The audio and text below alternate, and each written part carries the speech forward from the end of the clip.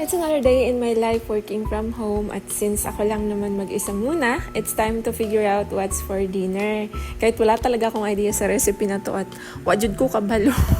Nagpataka-taka rajud ko mo siyang ginatawag nga patcham kasi dyan naman ako magaling patchamba. Ajud ko ninyo i-judge kay dili ko how magluto pero so far ma-appreciate ra magyapon sa akong ginikanan because they love me and of course, I love them.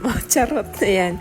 Kumakain na ako ng mga panahon yan kasi gutom na talaga ang person. At di ko na nakayanang magkutsara kaya nagkamay na talaga. Kasi ewan ko, para sa akin, parang nag-iiba yung lasa ng pagkain pag nakakamay ko. And finally, pagkatapos ko nga kumain, ay nagkaroon na rin ako ng chance na i-organize tong mga sabon na pinamili ko kasi medyo matagal na tong nakatambak. O diba, grabe katapulan. Grabe na, Jud.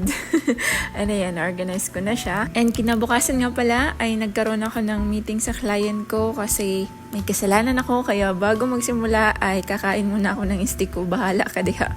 Masuko ka diha kaya na ako'y sala. Actually, may kasalanan ako sa client ko na yan kasi yung IG niya na-deactivate ko.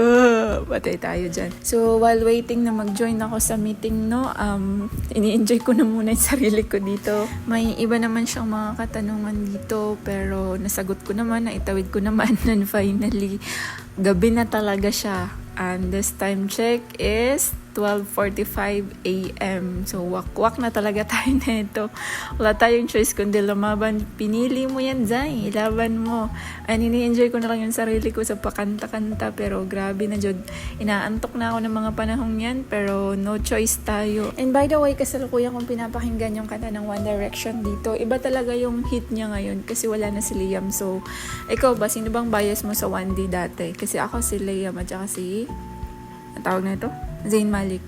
And then, yan, ini-enjoy ko na lang yung sarili ko kasi inaantok na ako niyan mga Zay. Pero laban na taan yung mga Zay kay pobre man ta, bisyosa pagid ta. Hala, sige pagpulaw diha. Ikaw na nanonood ngayon ng vlog ko na to, what do you prefer? Yung work from home ka or nasa corpo job ka? So, please comment down below at kung may mga tanong kayo, magtanong lang kayo at ako'y inaantok na. Kaya pag-amping, bye!